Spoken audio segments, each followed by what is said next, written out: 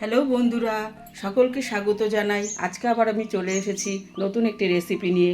আজকে আমি বানাবো দুধ শুক্তো। তো চলুন দেখি।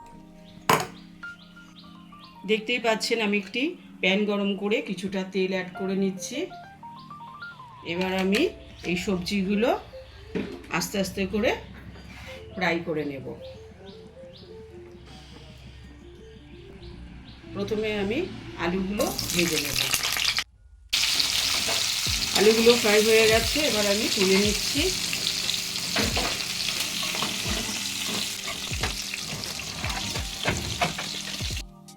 কাঁচকলা ভেজে নেব নুন হলুদ দিয়ে।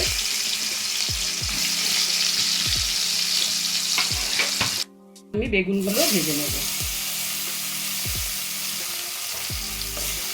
এবার আমি গরম তেলে বড়িগুলো ভেজে নেব।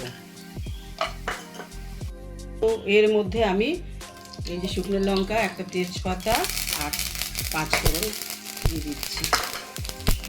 এবার আমি এর মধ্যে আদা দিয়ে দেব।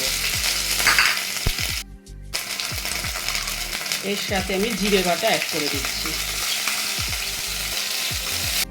এবার আমি ভেজে রাখা সবজিগুলো একটা একটা করে এর মধ্যে দিয়ে দিচ্ছি।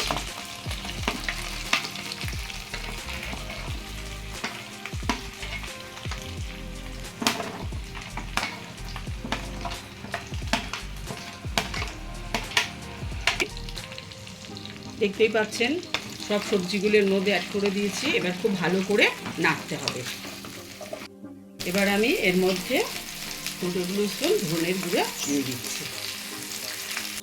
এবার আমি এর মধ্যে পরিমাণ মতো লবণ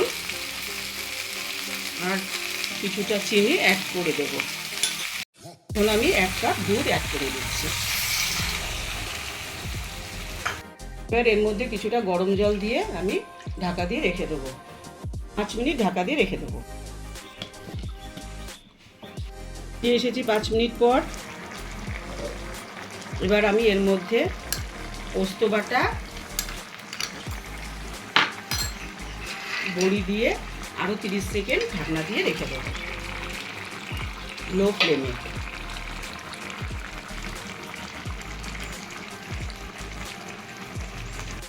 30 সেকেন্ড হয়ে গেছে, শুক্তোও রেডি।